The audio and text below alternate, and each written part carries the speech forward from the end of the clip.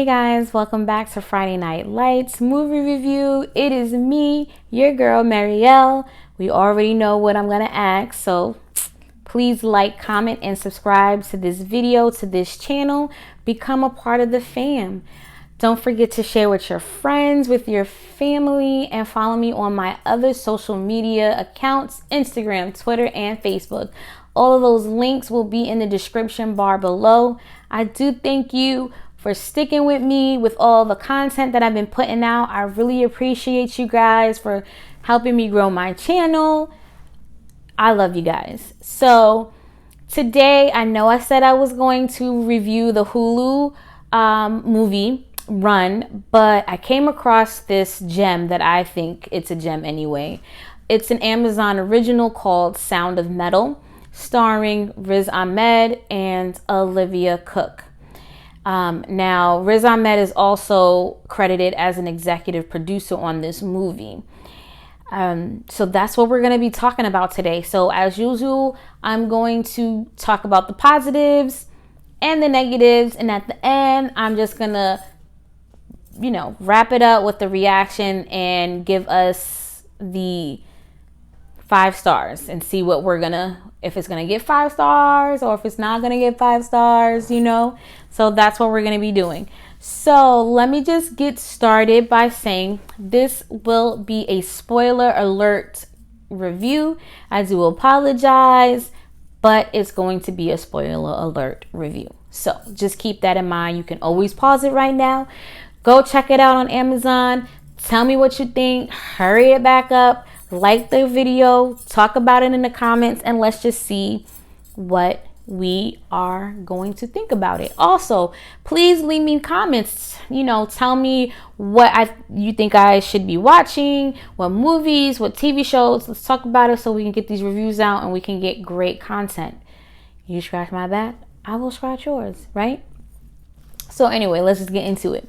So the plot of the movie, the characters are based on Derek Cianfrancis, I hope I'm saying his name right, unfinished docu-fiction film called Metalhead, in which the drummer of the heavy metal duo blows his eardrums out and must learn to adapt to a world of silence. The side note to this is that Cianfrancis, this film, the Metalhead film, the docu-fiction film anyway, was in post-production since 2009. He then reached out to Derek Marder, who was one of the screenwriters for The Place Beyond the Pines, which is starring Ryan Gosling and Eva Mendes. Definitely a good movie. You should check it out. He came to him and said, hey, I really think that you can do something with this film.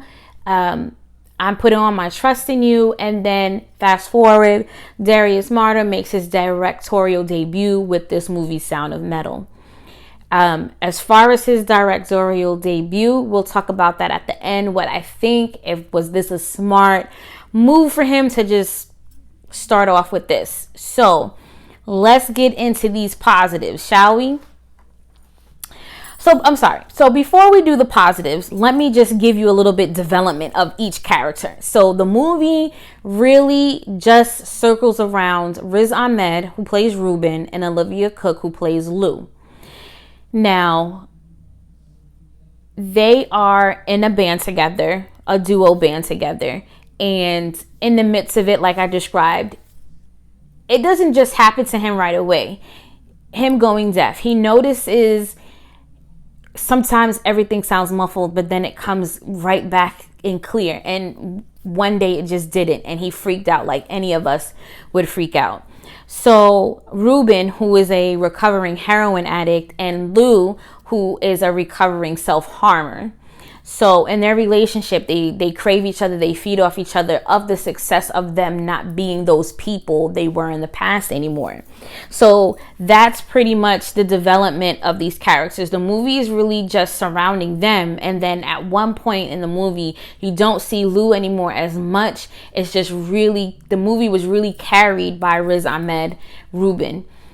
And I thought he did an amazing job at holding it down, being the center of the film. Also, a little bit more backstory. Since he is a heroin addict, Lou rightfully so, was scared that this huge transition, this huge thing that happened in his life was going to lead him to go back into using. So they called his sponsor. His sponsor then reaches out and finds a hearing impaired rehab center. So they go there together thinking that, okay, she can stay with me. I got my backbone, my rider. But the guy who's there, who's also hearing impaired, says, I'm sorry, the way my program works, you can't have any contact with the outside world. No phones, no email. Your girl can't stay. So he asked her if she had any place to go. She said no. So she figured, all right, maybe I'll just stay in this kick-ass RV that they got. But that didn't work. She felt like in order for her to stay safe and not harm herself and then not be this presence for Ruben, Riz Ahmed's character, and push him into using, I'm just going to take myself out of the equation. So she then leaves. And that's pretty much how everything kicks off. Ruben is told that he only has 24% of hearing in his left ear and 28% in his right ear. But within the next couple of months, that's going to go completely like 80-90% no hearing. And he wants to know, how can I fix this? And he says, okay, there's a surgery where you can get cochlear implants, but the thing is that bread, it's like $40,000. So even in the midst of this movie of him trying to transition from the world of hearing to the world of silence, he's trying to figure out how he's going to raise $40,000. That's pretty much the backstory to Ruben. And we're going to get a little bit into Lou's backstory a little bit later. So the positives.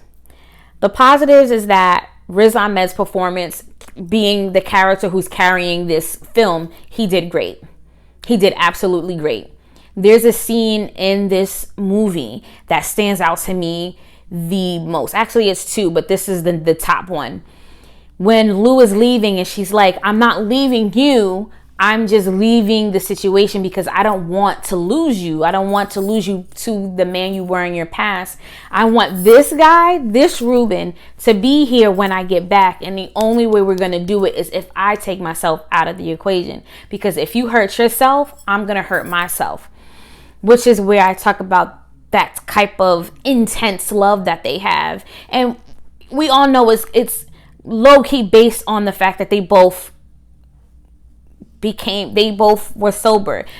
Sober from some self-harm is still sober. And him being sober from using heroin. You know what I mean? So this scene is probably about a 10-minute scene. But within this 10 minutes, Ruben, Riz Ahmed's character, he goes from super angry, sad, overwhelmed, into this protection kind of emotional roller coaster. And he did phenomenal. I mean, you felt it. You felt every emotion, even though, and it wasn't like super fast, like boom, boom, boom, boom, boom. We saw it was like this, and it was so dope. It was so amazing. Even the way the scenes were set up with him going like that was dope. He really did his thing in this movie, guys. You really need to check it out. He really did do his thing. Another positive is that I love that they use real hearing impaired actors. They didn't get other actors to play hearing impaired. These were real hearing impaired actors, and I loved it. They even had kids in there. They had the teachers. They had everybody, because one of the conditions of being in this program that Ruben was in, he had to learn how to sign, which again, Riz Ahmed was bomb for this role because he not only executive produced, but he really learned ASL. So everything that we're seeing, so if a person is hearing impaired and he's signing, they know it's for real. It's not stupid stuff. And I thought that was great. I love that they had real hearing impaired actors, that they had real hearing impaired children.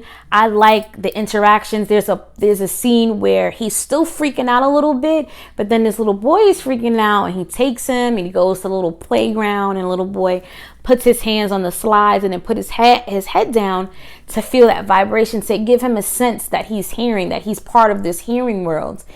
And Ruben, Riz Ahmed's character, was like, I get that. You know, I'm a drummer. I get that feeling. You know what I mean? And it was great.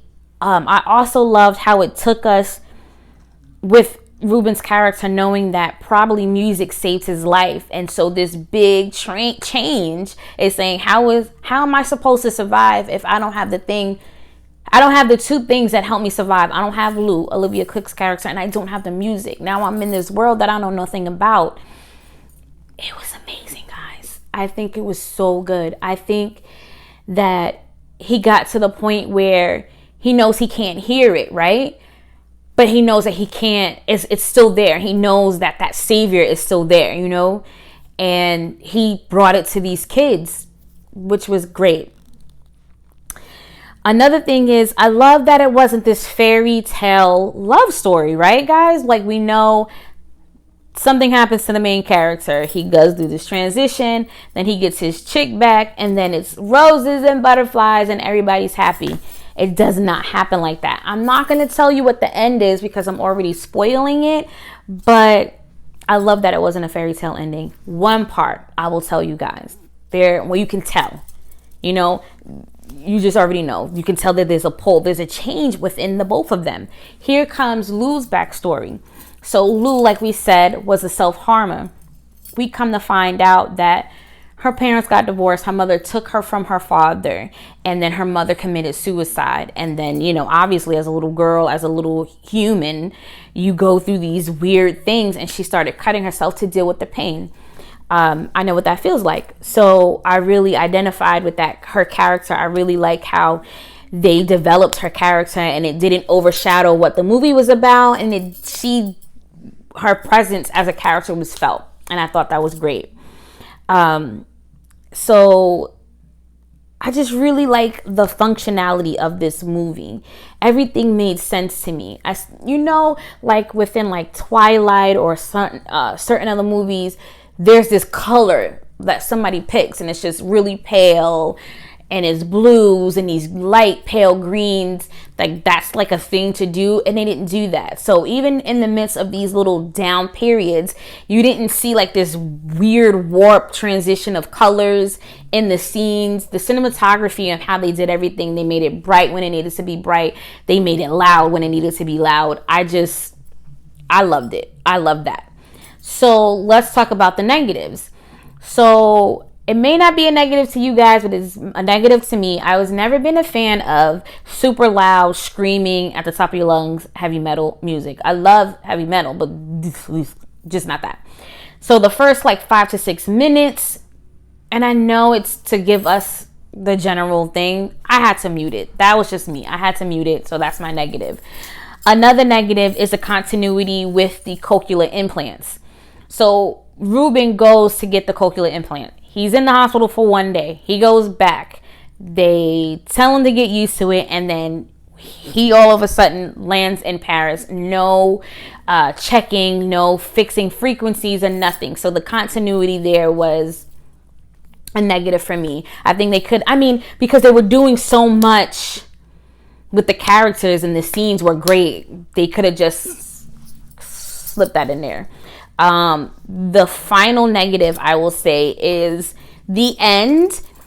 Not that the end was bad. I think it could have been a little better. I like how they did it. I just think it could have had a little bit more to it. You know what I mean? Especially with the relationship. I like that it wasn't a fairy tale, don't get me wrong, but I would have liked to see what happened. Period. And you think about it, I don't know, maybe it's not a negative. Maybe that was the point. The point was for him to finally get to this place where he can function in this new world. That brings me to my second favorite scene. The program director says, you move too much because that means you're still trying to control something that's uncontrollable. I need you to sit still so you can let yourself understand that this is a new thing for you and it's not going to change. So he had him wake up early in the morning, have coffee, a donut, or a bagel, and he's supposed to sit in this room and just be still. And if at any time he feels like he cannot be still anymore, he needs to write what he's feeling. It does not matter. It could be scribbles, it could be curses, it could be whatever. No one was going to read it. Not the program director, not anybody. And that's what gets him to this place where he was able to learn a sign language, where he was able to have that human-to-human contact with other hearing impaired addicts and with these kids. So the negatives, maybe the ending is not a negative. You guys tell me in the comment section below. So we're just going to do an overall wrap up. This movie is definitely a must see. Maybe not to some people, but I definitely believe it's a must see, and it's definitely worth the watch. The movie is 2 hours long, a little bit over 2 hours, but the way everything moves and how these characters develop, you don't even notice that it's a 2-hour movie. And to me, that's a plus, right?